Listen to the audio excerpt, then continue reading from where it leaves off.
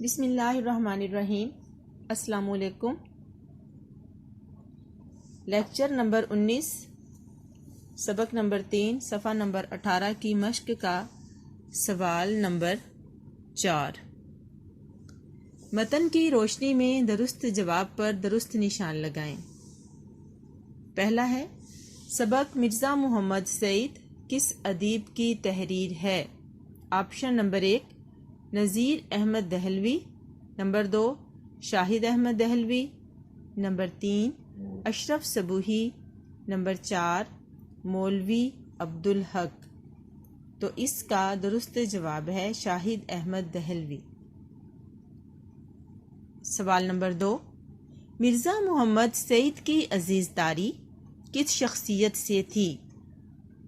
Option number 1 سر سید Ahmad Khan, option number 2 شیخ Abdul Qadir, option number 3 شاہد Ahmad Dehlavi, option number 4 مشتاق احمد زاہدی۔ تو اس کا درست جواب ہے آپشن نمبر 1 سر سید احمد خان۔ سوال نمبر 3، مرزا محمد سعید کے بقول انسان کس کے لیے کام کرتا ہے؟ نمبر 1 شہرت، نمبر 2 دولت، نمبر 3 عزت اور وقار، نمبر 4 شہرت اور دولت۔ تو اس میں سے نمبر 4 جو آپشن ہے وہ درست جواب ہے شہرت اور دولت۔ اگلا سوال، مرزا محمد سعید نے گورنمنٹ کالج لاہور سے کون سی سند لی؟ نمبر 1 BA، نمبر 2 MA تاریخ، نمبر 3 MA انگریزی ادب، نمبر 4 MA اردو ادب۔ تو اس کا درست جواب ہے آپشن نمبر 3 MA انگریزی ادب۔ اگلا سوال ہے، محمود نظامی کے مقالے کے بعد مرزا محمد سعید پر کس نے تنقید کی؟ نمبر 1 ڈاکٹر تاثیر، نمبر 2 پطرس بخاری، نمبر 4 فیض احمد فیض، نمبر 3 فیض احمد فیض، نمبر 4 حمید احمد خان۔ تو اس کا درست جواب ہے آپشن نمبر 3 فیض احمد فیض۔ اگلا سوال، پروگرام دانش کدہ میں کتنے دانشور بلائے جاتے تھے؟ Number 1 4، number 2 3، number 3 2، number 4 7۔ اس کا درست جواب ہے نمبر 1 4۔ اگلا سوال، مرزا صاحب پینشن کا بڑا حصہ صرف کر دیتے تھے۔ نمبر 1 جائیداد خریدنے پر، نمبر 2 خیرات کرنے میں، نمبر 4 کتابوں پر، نمبر 3 کتابوں پر، نمبر 4 کھانے پینے پر۔ تو اس کا درست جواب ہے آپشن نمبر 3 کتابوں پر۔ سوال نمبر 5 پر آ جائیے، درج ذیل الفاظ و تراکیب کی وضاحت جملوں میں استعمال کے ذریعے کیجیے۔ بیٹے اگرچہ پیپر میں جملے نہیں آتے لیکن ہم پریکٹس کر لیتے ہیں۔ سب سے پہلا جو لفظ ہے سانحہ ارتحال، یعنی کہ وفات کا جو سانحہ ہوا ہے اس کی وفات کا سانحہ۔ تو اس کے لیے لکھ لیتے ہیں، پروفیسر مرزا محمد سعید کی وفات قوم کے لیے سانحہ ارتحال ہے۔ اس کے بعد دوسرا لفظ ہے سناونی، خبر۔ اس کا ہم اگر جملہ بنائیں، غریبوں کے ساتھ زیادتی کی کہیں سناونی نہیں ہوتی، یعنی کہ سناونی کہیں خبر نہیں ہوتی۔ ایکا ایکی، اچانک، زلزلے سے ایکا ایکی سارے گھر مسمار ہو گئے، بے مزد، مفت، بغیر قیمت کے۔ آج کل کوئی شخص بھی بے مزد کام نہیں کرتا۔ متمول، کھاتے پیتے۔ مرزا سعید کا تعلق متمول گھرانے سے تھا۔ قرابت داری، رشتہ داری۔ مرزا صاحب کی سر سید احمد خان سے قرابت داری تھی۔ ہیچ سمجھنا، کمتر سمجھنا۔ پطرس بخاری اپنے آپ کو مرزا صاحب کے سامنے ہیچ سمجھتے تھے۔ شدہ، ہوتے ہوتے، آہستہ آہستہ شدہ انسانوں کے تمام زخم بھر جاتے ہیں۔ کروفر، ٹھاٹ باٹ، شان و شوکت۔ امیر لوگوں کا کروفر دیکھ کر غریب دل مسوس کے رہ گئے۔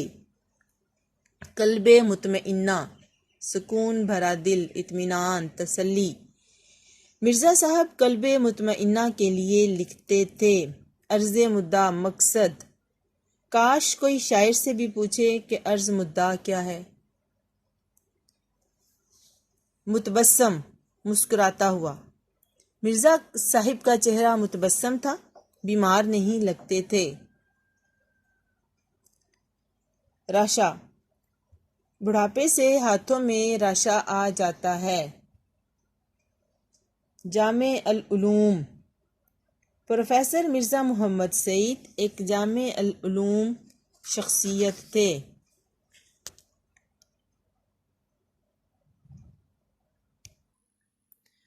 اب آ جائیے سوال نمبر 6 کی طرف۔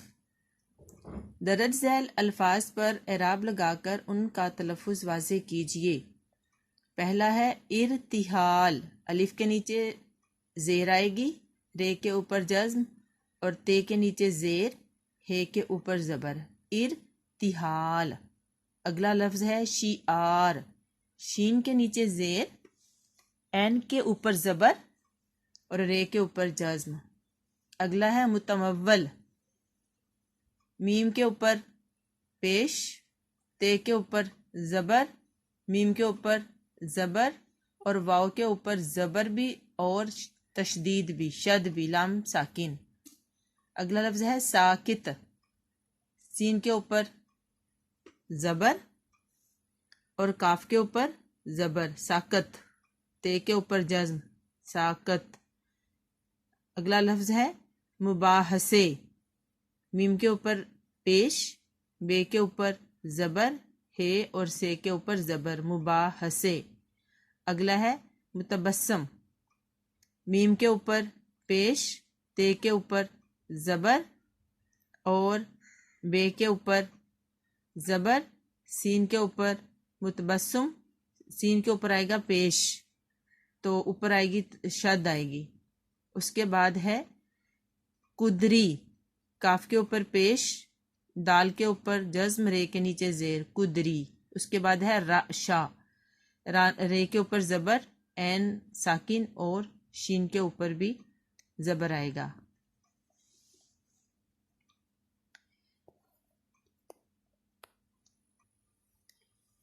یہ لفظ جو ہے متبسم، اس کی ذرا دوبارہ سے سنیں۔ میم کے اوپر پیش، تے کے اوپر زبر، بے کے نیچے زیر، متبسم، میم کے اوپر پیش، تے کے اوپر زبر، متا، بے کے اوپر زبر اور سین کے نیچے زیر، متبسم۔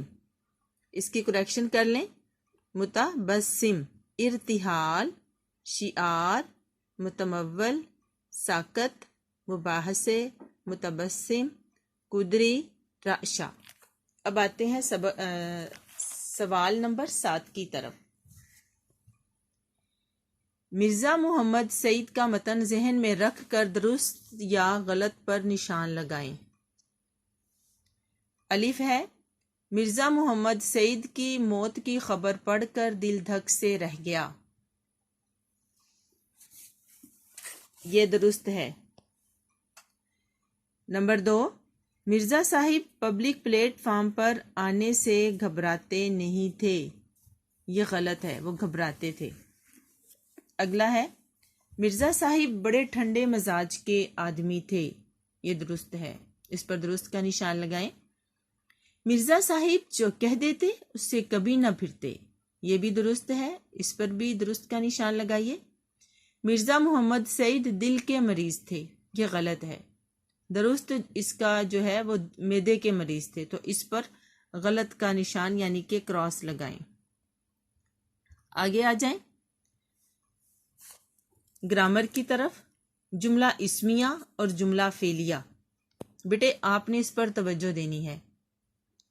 جملہ اسمیہ اور جملہ فعلیہ کیا ہوتا ہے؟ سب سے پہلے ہے جملہ اسمیہ۔ جملہ اسمیہ جملہ خبریہ کی قسم ہے۔ اس کے 3 اجزاء ہوتے ہیں۔ ذیل کے جملوں کو پڑھیے۔ خبریہ جس میں خبر دی جاتی ہے۔ نمبر 1، علی بہادر ہے۔ اب علی کے بارے میں خبر دی گئی ہے کہ علی بہادر ہے۔ نمبر 2، سارا لائق ہے۔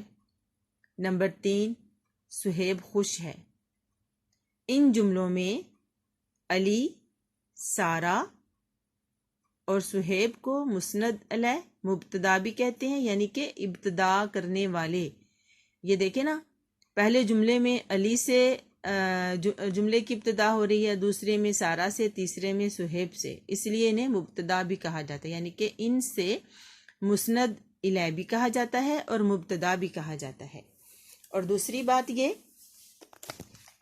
دیکھیں، بہادر، لائق، خوش، مسند یہ خبر ہیں، جبکہ جو ہے وہ فعل ناقص ہے۔ فعل تو ہے لیکن ناقص ہے، اس میں کمی پائی جاتی ہے۔ اب آپ یہ دیکھیں، دوسرا ہمارے پاس ہے جملہ فعلیہ، جس میں کسی کام کا کرنا ہونا ظاہر کرے۔ جملہ فعلیہ بھی جملہ خبریہ کی قسم ہے۔ اس میں اور جملہ اسمیہ میں اتنا فرق ہے کہ جملہ فعلیہ میں فعل تام ہوتا ہے۔ اب ذیل کے جملوں کو پڑھیے۔ حمید نے خط لکھا۔ نمبر 2، فریحہ نے خیرات دی۔ نمبر 3، شعیب نے کھانا کھایا۔ اب بیٹا دیکھیں، اوپر جو فرق ہے کہ اوپر والے جملہ اسمیہ میں بتایا کہ علی، سارا، صہیب مسند الیہ مبتدا، بہادر، لائق، خوش خبر ہے فعل ناقص۔ نیچے آ جائیں، حمید، فریحہ، شعیب مبتدا مسند الیہ، نے اس میں نے آیا، تینوں میں نے ہے، یہ حرف ہے۔ خط، خیرات، کھانا یہ مفعول ہو گیا۔ لکھا، دی، کھایا یہ فعل تام ہے۔ فعل تام وہ ہوتا ہے، سب سے پہلے دیکھیں فعل ہوتا کیا ہے۔ فعل وہ ہوتا ہے جس میں کسی کام کا کرنا ہونا یا سہنا پایا جائے، ٹھیک ہے۔ اب ہے بھی فعل ہے لیکن یہ ناقص ہے، نقص ہے، اس میں کمی پائی جا رہی ہے کہ ہے تو ہے لیکن بھی کیا ہے، کھانا کھایا ہے، کس نے کھایا ہے، لکھا ہے، کس نے لکھا ہے۔ تو دوسرے میں دیکھیں لکھا، دی، کھایا یہ فعل تام ہے، مکمل فہم، مکمل سوچ دے رہے ہیں، مکمل وضاحت دے رہے ہیں۔ خط لکھا، ٹھیک ہے۔ اگر یہاں پہ یہ ہوتا کہ لکھا ہے تو کیا لکھا ہے، یہ ہے تو فعل ناقص ہے۔ خط لکھا فعل تام، لکھنا سمجھ میں آ رہا ہے، دینا سمجھ میں آ رہا ہے، کھانا سمجھ میں آ رہا ہے، تو وہ فعل جو اپنی مکمل فہم دے، مکمل وضاحت دے، مکمل سمجھ دے، اس کو فعل تام کہا جاتا ہے۔ اور ایک ایسا جملہ جس میں کسی کام کا، جس میں کوئی فعل پایا جائے، جس میں فعل تام پایا جائے، وہ جملہ فعلیہ ہوگا۔ ایسا جملہ جس میں فعل تام پایا جائے وہ جملہ فعلیہ ہوتا ہے۔ اور جملہ اسمیہ کی ایک اور نشانی ہم رکھتے ہیں کہ اس میں اسم صفت، اسم تو ہے ہی، علی، سارا، صہیب اسم ہے، لیکن ان کی ایک ایک خصوصیت بتا دی ہے، صفت بتا دی ہے۔ یعنی کہ علی بہادر ہے، علی تو اسم ہے لیکن آگے بہادری جو ہے وہ صفت ہے، خصوصیت ہے، تو اس وجہ سے یہ جملہ اسمیہ ہوا۔ سارا لائق ہے، صہیب خوش ہے، تو اس میں اسم کے ساتھ اسم صفت بھی بتایا جا رہا ہے مسند علیہ کے ساتھ، اور اس وجہ سے یہ جملہ اسمیہ ہے۔ اور جملہ فعلیہ میں فعل ہوتا ہے لیکن جس جملے میں فعل تام ہوتا ہے وہ جملہ فعلیہ ہوتا ہے، یعنی کہ فعل اپنی مکمل وضاحت دے۔ خط لکھا، خیرات دی، کھانا کھایا۔ اوپر والے میں دیکھیں تینوں کے تینوں جملے ہے پہ ختم ہو رہے ہیں، اور جو ہے ہوتا ہے وہ فعل ناقص ہوتا ہے، اس میں نقص پایا جاتا ہے، خامی پائی جاتی ہے، کمی پائی جاتی ہے۔ جبکہ جو فعل تام ہے اپنی مکمل فہم دیتا ہے، وضاحت کرتا ہے، جملے کی سمجھ آتی ہے، جیسے خط لکھا، خیرات دی، کھانا کھایا، ٹھیک ہے۔ اب یہ لکھا دی کھایا یہ فعل ہیں اور یہ اپنی مکمل وضاحت دے رہے ہیں ہمیں. آگے چلتے ہیں.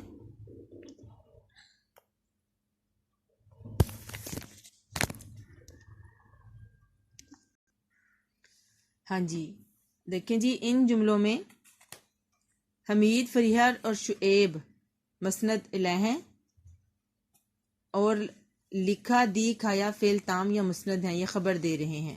خط، خیرات اور کھانا مفعول ہیں. یہ بات اپنے ذہن میں بٹھا لیں کہ کسی جملے میں کسی کے بارے میں جو کچھ کہا جائے، کسی کی کوئی خبر دی جائے، کوئی اطلاع دی جائے، اسے مسند کہتے ہیں. اور جملہ اسمیہ اور جملہ فعلیہ خبر کے بغیر درست نہیں ہوتے، یعنی کہ اس میں ان چیزوں جملہ فعلیہ میں اور جملہ اسمیہ میں خبر کا ہونا بہت ضروری ہے. اگلا سوال ہے جی خاکہ، وہ ہم لوگ پہلے کر چکے ہیں بہت تفصیل کے ساتھ. سرگرمیاں ابھی ہو گئیں کہ سبق سے محاورات الگ کریں اور ان کو جملوں میں استعمال کریں.